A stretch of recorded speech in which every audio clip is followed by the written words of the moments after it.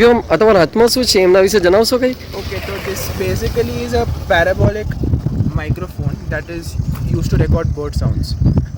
So this is the dish which captures the sound, and this is the sound recorder, field recorder Zoom F3, which processes the sound and then we can save it on our checklists.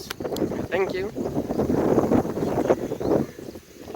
Okay, you can say something about your self. So myself Ami Vyas from Ahmedabad, and we are into bird watching. So we are here for the first time just for exploration, and we are looking forward for lesser florican. Hopefully કંઈક કરો insight મળી જાય. He is my son Vyom Vyas.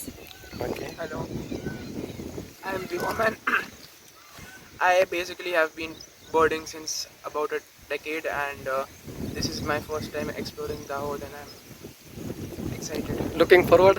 Looking forward. Okay, best of luck. Thanks. Thank you.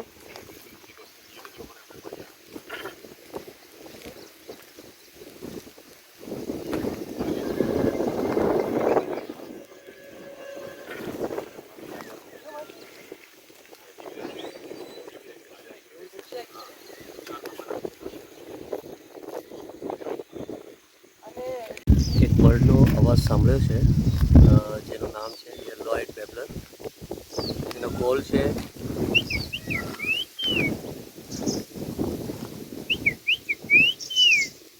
આ yellow આઇડ બેબલરનો call છે. બીજું એક bird છે આયોરા, જે આપણે પરેલ સાઇટ પર જઈએ કે પ્લાન્ટેશન સાઇટ, કંદાકુવા સાઇટ પર જઈએ તો બહુ ફ્રિકવન્ટલી સાંભળવા મળે છે. એનો કોલ છે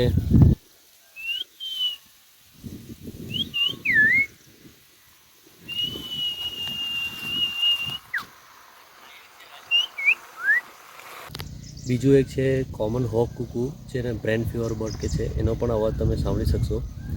અને એ તો મેં હમણાં તમારે કીધું જ કે બહુ જ દૂરથી પણ એનો અવાજ સાંભળી શકાય છે.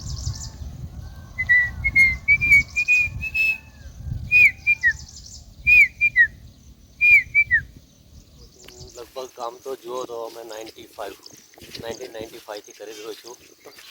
બર્ડ નેચર એમાં પહેલેથી ઇન્ટરેસ્ટ હતો.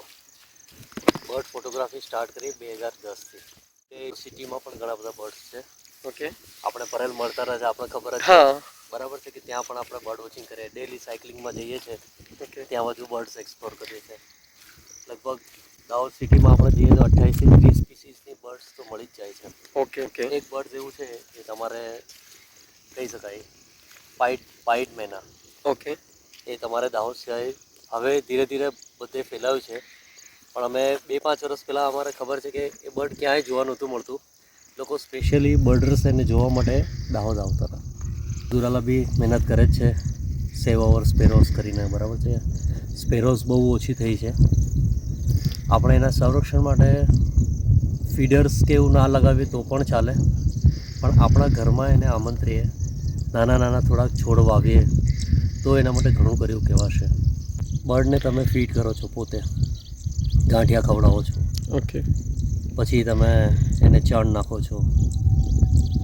લોકો ફીડરમાં નાખીને એને કાંગને ખવડાવે છે, પણ હું તો મારું પર્સનલ એવું જ માનવું છે કે ન ખવડાવો તો બર્ડ્સ વધારે ફેલાશે. અને તમારે જે પેસ્ટ કંટ્રોલને બધું કરે છે એ બર્ડ્સની પોતાની ખોરાકની હેબિટો ચેન્જ થઈ જાય છે આપણે ખવડાવો. અને અહીં આવો એટલે તમે દુનિયાદારીથી બધું ભૂલી જાઓ છો. Fully recharge mode. રિચાર્જ મોડમાં આવી જાઉં છો. Fully recharge mode. ઓકે. અહીંના અત્યારે તમે સાંભળી રહ્યા છો પક્ષીઓના ખૂબ બધા અવાજો આવી રહ્યા છે આપણે ચારે કોર. A sound, a music of nature, and that is so soothing and relaxing. Yes. Thank आप मंदिर दिख रहे हैं।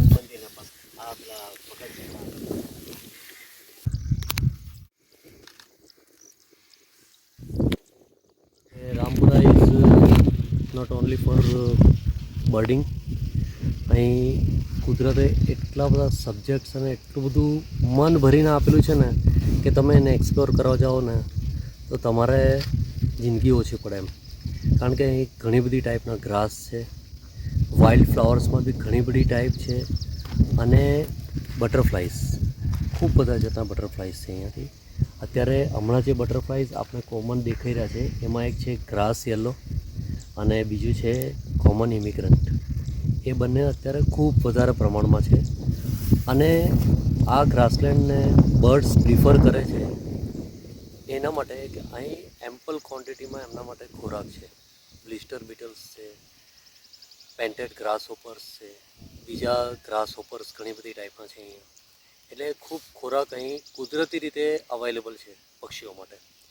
એટલે ઘણી વખત પક્ષીઓ અલગ અલગ સિઝનમાં, ચોમાસામાં નેસ્ટિંગ માટે અને શિયાળામાં ખોરાક માટે ઘણા બધા પક્ષીઓ અહીં માઇગ્રેટ કરતા હોય છે અને સ્પેશિયલી માઇગ્રેટરી બર્ડ જોવાનો લાહવો પણ ખૂબ છે અહીંયા.